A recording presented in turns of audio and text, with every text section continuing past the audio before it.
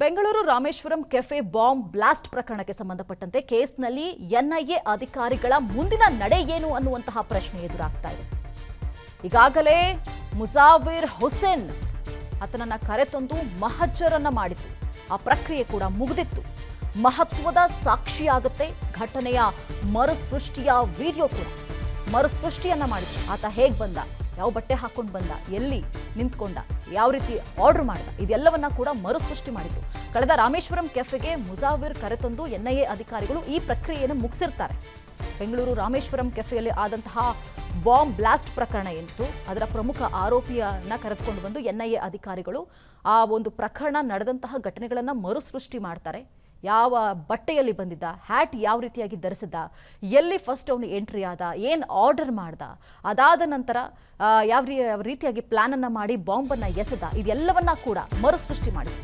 Bomb ಬ್ಲಾಸ್ಟ್ಗೆ ಆರೋಪಿ ಮುಸಾವಿರ್ ಹೇಗೆ ಬಂದ, ಯಾವ ಡ್ರೆಸ್ ಹಾಕಿದ್ದ, ಕೆಫೆಯಲ್ಲಿ ಎಷ್ಟು ಬಾರಿ ಓಡಾಡಿದ್ದ, ಬಾಂಬ್ ಇಟ್ಟ ಜಾಗ ಸೇರಿ ಎಲ್ಲಾ ಘಟನೆಗಳನ್ನ ಎನ್ಐಎ ಇಂದ ಮರುಸೃಷ್ಟಿಯಾಗಿತ್ತು. ಕೆಫೆಗೆ ಉಗ್ರರ ಕರೆತಂದು ಬ್ಲಾಸ್ಟ್ ಘಟನೆಯನ್ನ ಮರುಸೃಷ್ಟಿಯನ್ನ ಮಾಡಿದ್ರು. ಸದ್ಯ ಈ ವಿಡಿಯೋ ಎಫ್ಎಸ್ಎಲ್ಗೆ ಕಳುಹಿಸೋದಕ್ಕೆ ಈಗ ಎನ್ಐಎ ಅಧಿಕಾರಿಗಳು ಮುಂದಾಗಿದ್ದಾರೆ. ವರದಿಯಿಂದ ಆರೋಪಿ ಮುಸಾವಿರ್ ಅನ್ನೋದಕ್ಕೆ ಸಾಕ್ಷಿ ಸಿಗುತ್ತೆ. ಆರೋಪಿ ಬಾಡಿ ಲ್ಯಾಂಗ್ವೇಜ್ ಹೇಗಿತ್ತು ಅದೆಲ್ಲದರ ಮೇಲೂ ಕೂಡ ಸಾಕ್ಷಿಯನ್ನ ಸಂಗ್ರಹಿಸೋದಕ್ಕೆ ಇದು ಹೆಲ್ಪ್ ಆಗುತ್ತೆ. ಇನ್ನ ಬ್ಲಾಸ್ಟ್ ದಿನ ಸಿಕ್ಕಂತಹ ಸಿಸಿಟಿವಿ ದೃಶ್ಯಗಳು ಮತ್ತು ಮರುಸೃಷ್ಟಿ ವಿಡಿಯೋ ಇದು ಪ್ರಮುಖ ಸಾಕ್ಷಿಯಾಗುತ್ತೆ. ಯುಎಪಿಎ ಆಕ್ಟ್ ಪ್ರಕಾರ ಎನ್ಐಎ ಅಧಿಕಾರಿಗಳು ಈ ರೀತಿಯಾದಂತಹ ಮರುಸೃಷ್ಟಿ ಮಾಡುವಂತಹ ಒಂದು ಪ್ರಕ್ರಿಯೆಯನ್ನು ಮಾಡ್ತಾರೆ. ಯಾಕಂದ್ರೆ ಇದು ಪ್ರಮುಖ ಸಾಕ್ಷಿ. ವಿಡಿಯೋ ರೆಕಾರ್ಡ್ ಆಗಿರುತ್ತೆ.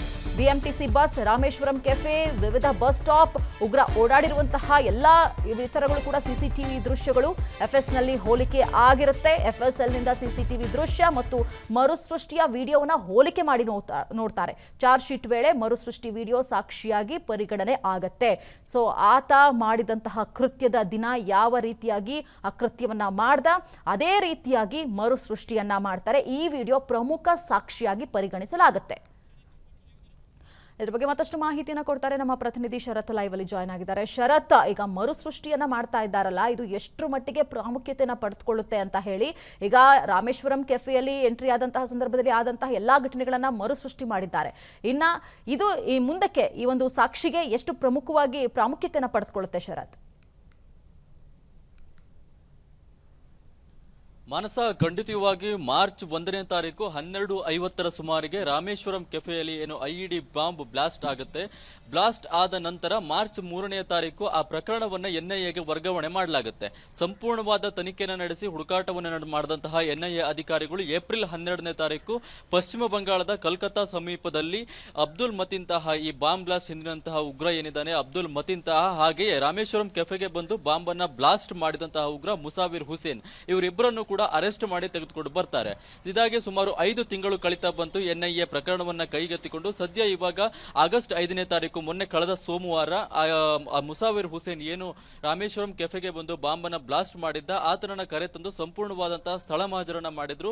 ಸ್ಥಳ ಮಹಾಜರಣ ವೇಳೆ ಎಲ್ಲಾ ಸಿಸಿಟಿವಿ ಏನು ಈ ಮುಂಚೆ ಕಲೆ ಹಾಕಿದ್ರು ಅದರಲ್ಲಿ ಇದ್ದಂತೆಯೇ ಉಗ್ರ ಮುಸಾವಿರ್ ಹುಸೇನ್ ಯಾವ ಜಾಗದಲ್ಲಿ ರಾಮೇಶ್ವರಂ ಕೆಫೆಗೆ ಬಂದು ಇಳಿದ, ಹಾಗೆಯೇ ಯಾವ ರೀತಿಯಾಗಿ ಓಡಾಟವನ್ನು ನಡೆಸ್ತಾ, ಯಾವ ರೀತಿಯಾಗಿ ಸಿಸಿಟಿವಿ ದೃಶ್ಯಾವಳಿಗಳಲ್ಲಿ ಸೆರೆಯಾದಂತಹ ದೃಶ್ಯ ಹೇಗಿತ್ತು ಅದನ್ನೇ ಉಗ್ರನಿಗೂ ಕೂಡ ತೋರಿಸಿ ಇದೇ ರೀತಿಯಲ್ಲಿ ಕೂಡ ಆತ ಯಾವ ಸಮಯದಲ್ಲಿ ಹೇಗೆ ಬಂದ ಎಲ್ಲವನ್ನು ಕೂಡ ಆತ ಧರಿಸಿದಂತಹ ಬಟ್ಟೆ ಆಗಿರ್ಬೋದು, ಧರಿಸಿದಂತಹ ಕ್ಯಾಪ್ ಆಗಿರ್ಬೋದು, ಗ್ಲಾಸ್ ಆಗಿರ್ಬೋದು, ಎಲ್ಲವನ್ನು ಕೂಡ ಅದೇ ರೀತಿಯಾಗಿ ಮರುಸೃಷ್ಟಿಯನ್ನ ಮಾಡ್ತಾರೆ.